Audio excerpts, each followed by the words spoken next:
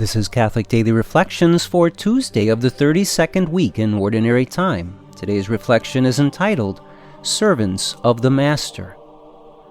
Jesus said to the apostles, "Who among you would say to your servant who has just come in from plowing or tending sheep in the field, 'Come here immediately and take your place at table'? Would he not rather say to him, 'Prepare something for me to eat. Put on your apron and wait on me while I eat and drink. You may eat and drink when I am finished'? Is he grateful to that servant because he did what he was commanded?" In most cultures today, the idea of having a servant whom you command to wait on you is far from ideal. Jesus uses this image because the people to whom he was speaking would have easily related. He used it as a way of humbling them because when the illustration is properly understood, he was identifying each one of them as the servant, not the master. Only God is the master. When it comes to our service of God, there is no limit to the commands that God will give. At first, that might seem harsh, but it's not, because the commands that God gives to us are dictates of perfect love.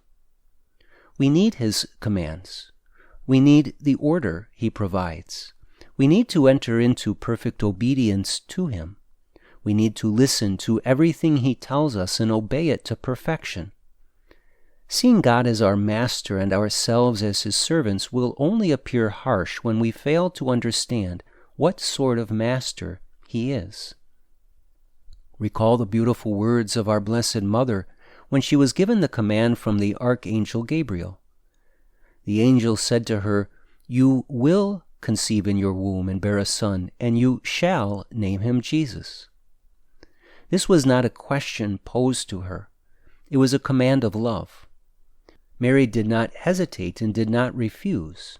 She said, "Behold, I am the handmaid of the Lord. May it be done to me according to your word." At the conclusion of today's gospel, Jesus went on to say, "When you have done all you have been commanded, say, 'We are unprofitable servants. We have done what we were obliged to do.'" In many ways, this is exactly what our Blessed Mother did. She was a servant of God's perfect commands, and she knew that her love for God obliged her to follow his will.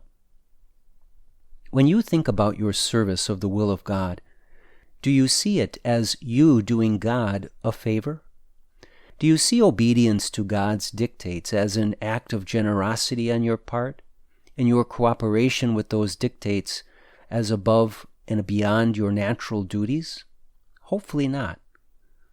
Hopefully you understand that you, like our Blessed Mother, are a servant of the one true Master of all. Hopefully you also see the commands of God as the roadmap toward a life of complete fulfillment.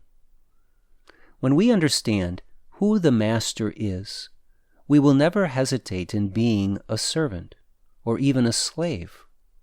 We will not hesitate in freely surrendering ourselves over to his will in complete and unwavering obedience.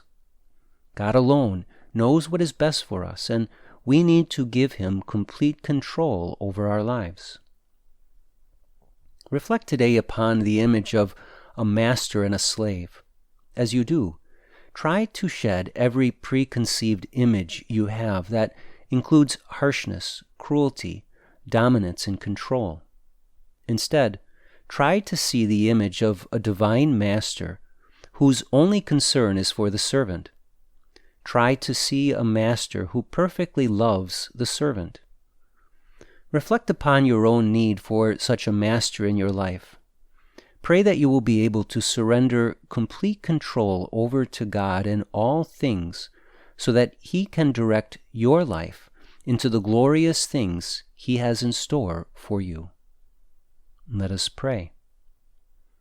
My Lord and Master, you have commanded me and all your servants to obey your commands of perfect love.